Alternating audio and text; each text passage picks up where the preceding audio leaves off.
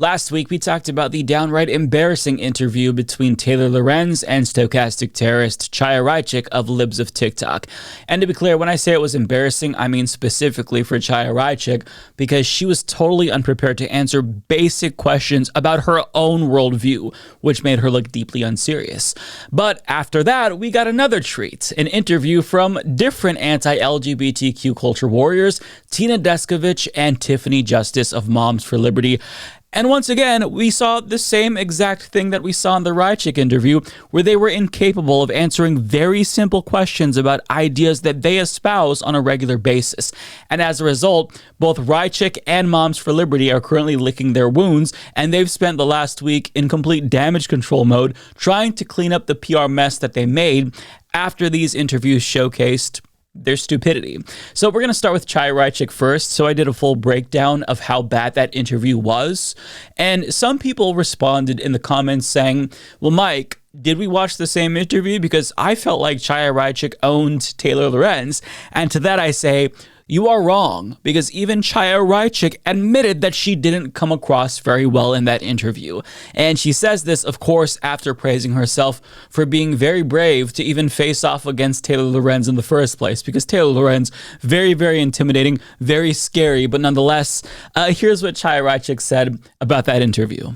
I think, most of the people who are critiquing me would never go do an adversarial interview like that because they're too scared. So I think that it was very brave. But yeah, there were a few moments, I know on the trans stuff, I didn't articulate myself as good as I wanted to, but she's been doing this for so many years. It's designed, she asked questions designed to confuse you, obviously, and to get you, what? This is amazing to me because she was so sure of herself, so confident that she would be able to own and make a fool out of Taylor Lorenz, that she literally showed up wearing a shirt with Taylor Lorenz crying on it. But in the end, she had to admit that she was the one that actually looked pretty fucking stupid. But it wasn't because Taylor Lorenz specifically designed questions to confuse her. But that's what she's claiming. That's what she's actually claiming. Okay, well, let's take a look at some of the questions that Taylor Lorenz asked, followed by Chaya Raichik's response. What happens to all the people living happy lives as trans people? Well, first of all, the whole trans it's based on a lie. You can't change your gender.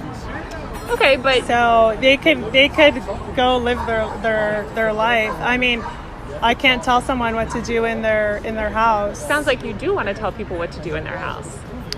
I never said that. So you're totally okay with people being trans, just not as long as they're in public? No, I never said that. They could. The whole thing is based off of a lie, and I think that this lie cannot be mainstream in our society. It's a lie.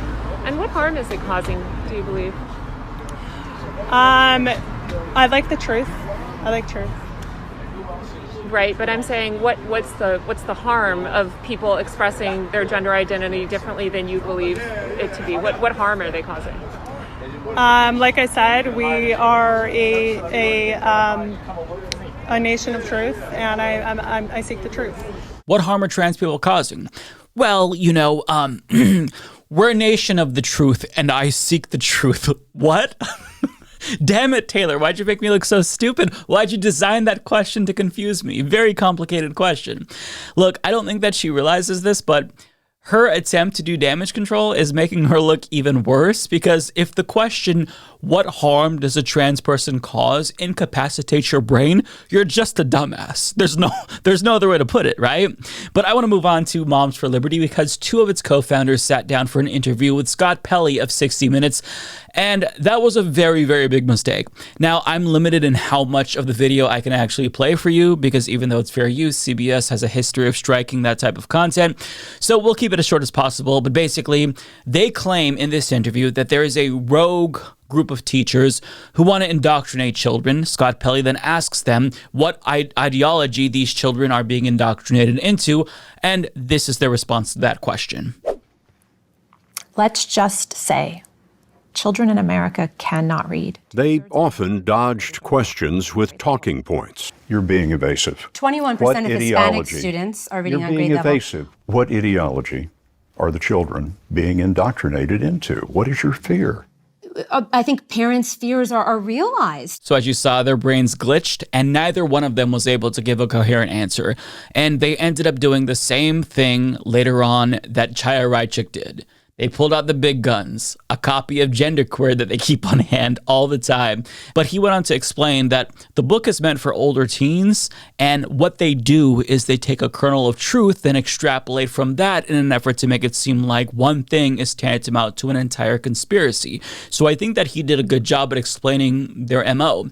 And in the same way that Chaya Raichik claimed that she'd never want to ban trans people from existing, well, the Momsies claimed that they're also not homophobic. They're totally cool with gay people. Your critics say that you have an anti-gay ideology. That is false. That is false. Nothing could be further from the truth. We have gay members. True. Bridget Ziegler, one of the co-founders of Moms for Liberty, not being interviewed, and we actually found out that she's a B, as in bisexual, meaning she's part of the LGBTQ community because she was engaged in homosexual acts with another woman who was having an affair with her and her husband simultaneously.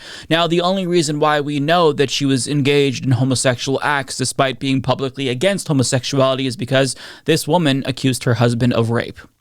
But I guess it is true that at least one LGBTQ plus person works at Moms for Liberty, although I don't know about you all, but it kind of sounds like they're using the I can't be racist, I have black friends excuse. Now, the problem with them saying this is that they accuse basically every single LGBTQ plus person of being a groomer and suggest that they're all child predators. So if you don't hate gay people and actually have gay members, but yet think that gay people are all groomers, well, does that mean that your organization includes child predators? Does that mean you're pro-child predator by your own logic? And the answer to that is yes, both figuratively and literally, for the fact that one of their faith-based organizers was a convicted pedophile. So if you care about protecting kids, they need to be protected from the people at Moms for Liberty based on evidence that we've seen thus far, not from queer people. But that hasn't stopped them from using the groomer smear, and when Scott Pelley asked them about this, well, they played dumb. If they don't like being called groomers, they should stop trying to groom our kids. What are you trying to say?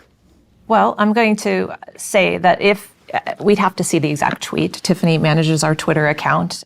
So we read more exact tweets from their account. This targets a librarian. You want to groom our children and we're supposed to give you love? Again, Justice and Duskovich went to their talking points. I'm just asking, what do you mean by that? What do you mean by grooming? Parents want to partner with their children's schools, but we do not co-parent with the government. Grooming does not seem like a word that you want to take on. You know, we did some polling. And of course, she then went on another tangent about something not related to the question that he asked. So they can't defend the rhetoric that they use because they know it's just a smear, period. They know that queer people aren't actually dangerous to children, but they don't like queer people. So they are smearing them in an effort to get other people to not like gay people as well. Now, in a write-up about this interview, Olivia Little of Media Matters talks about the defensive response from the right after this interview. And, it's obvious why they're defensive, but here's what Little says. Quote, Pelley wasn't asking hardball questions, but Justice and Duskovich were clearly unprepared for even the slightest bit of pushback. Unsurprisingly, right-wing media are already scrambling to vilify 60 Minutes and conduct damage control for Moms for Liberty. Justice appeared on Steve Bannon's War Room the day after the interview aired and accused Pelley of dishonestly editing the segment. Justice then spoke with Fox News Digital, claiming that the interview was heavily edited and they were censored by CBS News. Newsmax host Rob Schmidt said 60 Minutes was advocating for the LGBTQ agenda in schools and described the segment as biased. Blaze TV's Steve Ducey show jumped to defend Moms for Liberty's use of Groomer. Megyn Kelly, who previously hosted a Moms for Liberty fundraiser, blasted Pelley for the interview, saying he failed America's children and calling him disgusting. Despite these protests from right-wing media, 60 Minutes showed that it took minimal prodding for Pelley to unmask Moms for Liberty's facade and expose the group's strategy for what it is, loudly repeating empty talking points about right-wing boogeymen like critical race theory or accusations of groomers in schools, all intentionally crafted to mobilize its extremist base. However, the illusion is shattered when its leaders are pressed for details because their boogeymen aren't real. Exactly, and that's such a great way to put it. And it's why these interviews are so important. These are manufactured issues intended to rile people up, but if you just go beneath the surface a little bit, you quickly see that there's no there there.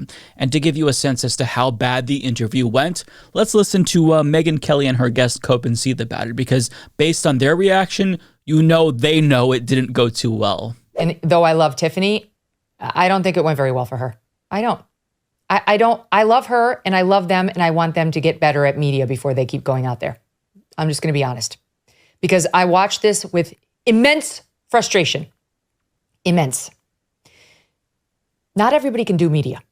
Not everybody can fight with the likes of Scott Pelley and CBS and 60 Minutes. Not everybody knows their tactics and what they're going to do. And he embarrassed them. Even so, I still think it's a net benefit that 60 Minutes did that. I think part of the evidence for that is there are a lot of people on the left today who are upset that Moms for Liberty were platformed on that show at all. Tiffany Justice and Tina Deskovich, they're very smart women. They knew what they were walking into. There's a reason that Moms for Liberty at their conference had media training. Look, that's the Lions, Dan. I mean, that you're right? You have to keep repeating. But we do this every day. They've been around for 2.5 years. They walked right into the lion's den, even though there was 2 of them and 1 of him. So unfair. And I love how they're complaining about how he asks such difficult questions like, hey, you always say groomer. What does that mean? Hey, you talk about indoctrination and how teachers are doing that. What do you mean by that? Do you have any examples?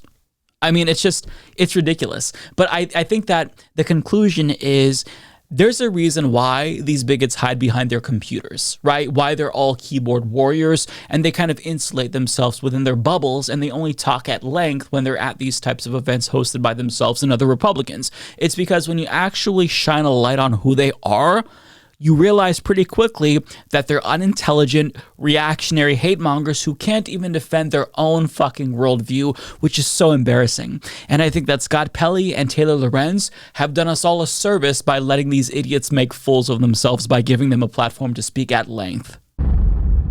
Play stupid games, win stupid prizes. Play stupid games, win stupid prizes. Play stupid games, win stupid prizes. Play stupid games. F around and find out. Play stupid games, win stupid prizes. Play stupid games, win stupid prizes. Play stupid games, win stupid prizes. Play stupid game. Pride. Trans rights are human rights. It is necessary to push trans on the kids. Pride.